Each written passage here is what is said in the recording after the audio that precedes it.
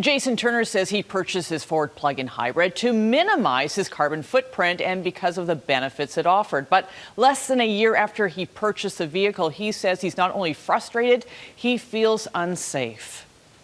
Normally at this time, this is when I would come back and plug in the vehicle to charge it, but I can't do that now. That's because Jason Turner says he's been ordered by Ford Canada not to plug in his hybrid vehicle after receiving a recent safety recall notice. I do not charge my vehicle. I am basically paying for gas again. Last April, the Kelowna resident purchased a new 2023 Ford Escape plug-in hybrid with the goal of bypassing the gas station.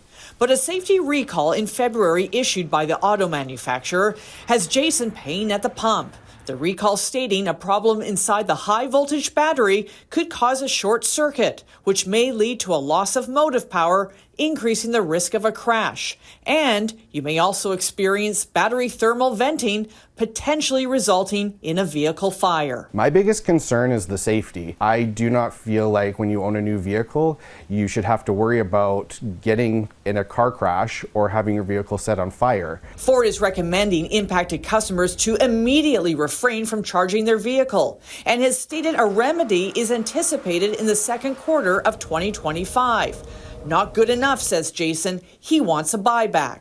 I want Ford to buy back my vehicle so I can take the money that I put down on it and go buy a reliable vehicle from somewhere else. In an email statement, Ford Canada told Consumer Matters in part, Ford has reviewed the matter and concluded that continuing to drive these vehicles until a remedy is provided is safe. The Automobile Protection Association says longer delays for parts to complete a recall are common, with some consumers waiting 6 months up to a year for some recalls. It says with this particular recall, there should be some compensation. It's a vehicle, unfortunately, that has two power systems, right? It could run on electric or run on gas, and only one of the two is you're being told not to use.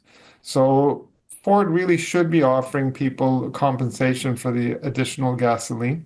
But Jason hasn't received any compensation from Ford Canada. His only option now, to keep paying at the pump. And this has just been an absolutely horrible experience with not getting anywhere or hearing anything, so it really feels like they just don't care. And we asked Ford Canada more than once if it would offer some compensation to Jason Turner and pay for his fuel while he waits for parts, but Ford did not answer that question. Meantime, according to Transport Canada, over 8,800 vehicles are affected by this recall. You can find more information on the Transport Canada Motor Vehicle Recall Database. Chris, Sophie. All right, thanks for that, Anne.